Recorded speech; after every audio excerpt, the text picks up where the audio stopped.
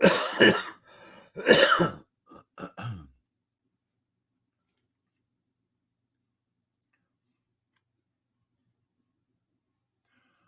been inspired by other displays I've seen to create a Victorian style Halloween display that will hopefully be able to set out all year.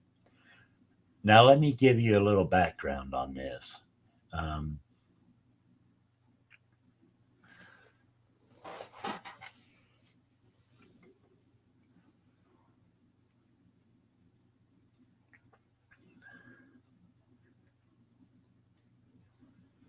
Historical origins of fairies range from various traditions, from Persian mythology to from from Persian mythology to European folklore such as Celtic, Slavic, and Germanic people, and of Middle French medieval romances. According to some historians, fairies were adopted from and influenced by the Peris of Persia. Peris were angelic beings that were mentioned in antiquity in pre Islamic Persia as early as the Achaemenid Empire.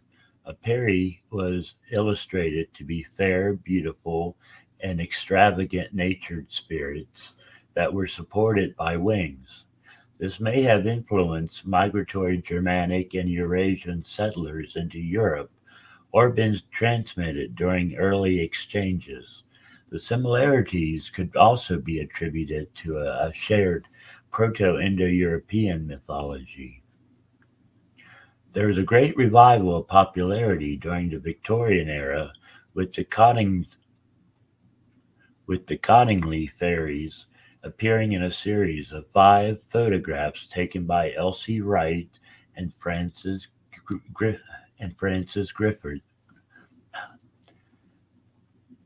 Elsie Wright and Frances Griffiths, two young cousins who lived in Coningsley near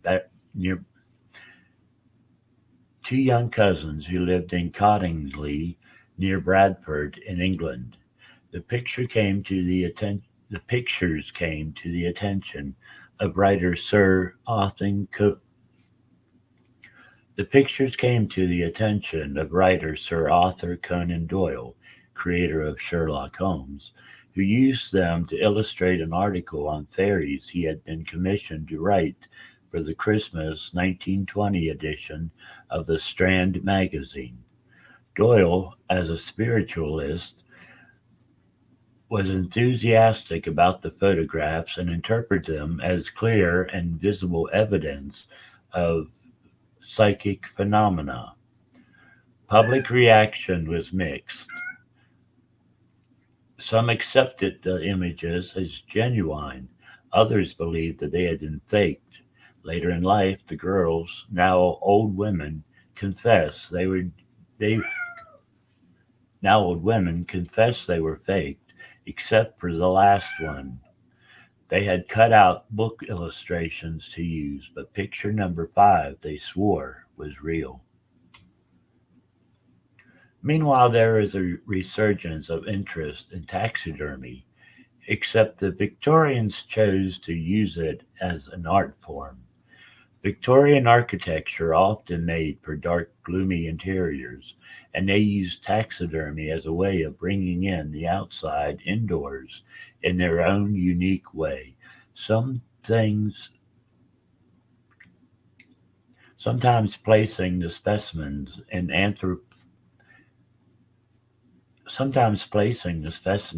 anthropomorphic poses and settings.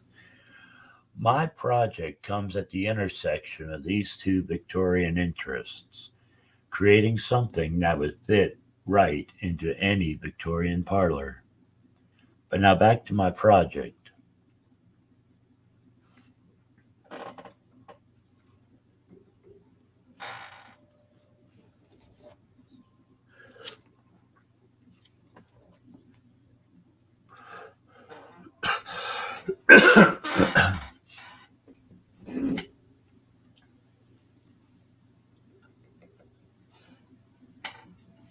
Okay, I've been saving back coffee filters for ages, and wanting to use them for an arts and crafts thing and haven't been able to yet.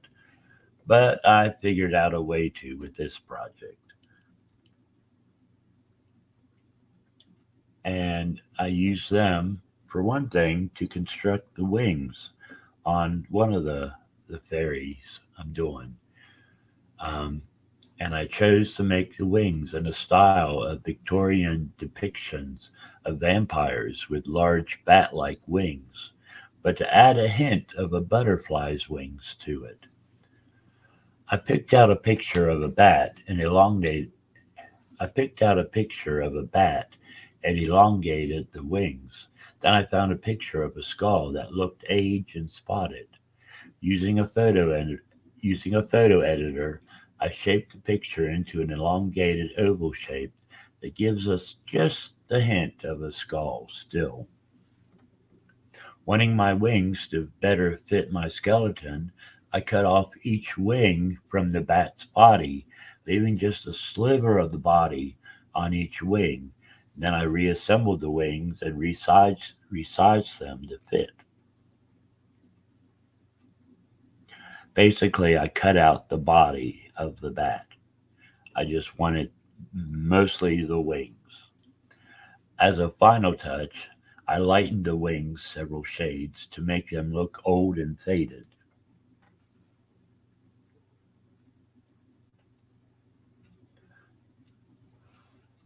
Then I used a coffee filter, wiping off any remaining grounds and then rinsing in water and let dry flat.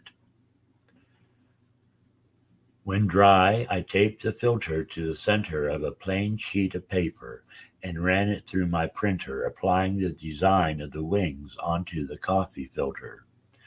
Still tape attached to the paper, I cut out my wings and then I discarded the paper and folded my wing up like an accordion about where the wing bones should be. And I did this multiple times to until it held its place good.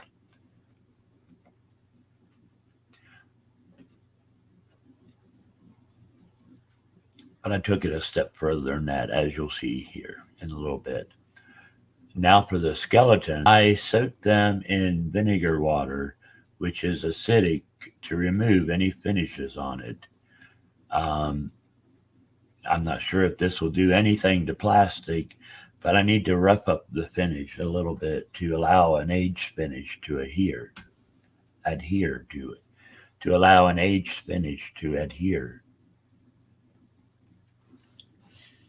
I got a 13-inch baking dish and filled it most of the way up with 50-50 cider vinegar and water. Uh, and I added to that a little bit of Dawn dish detergent. I folded back the skeleton legs at the knees and placed them face down into that solution so that they would fit inside. Um,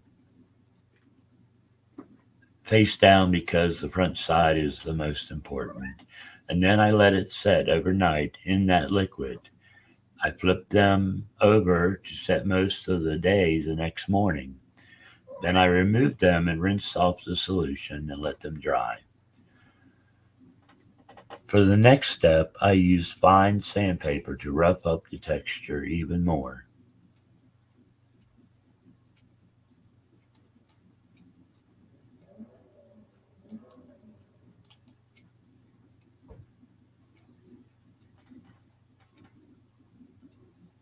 And that's all I have.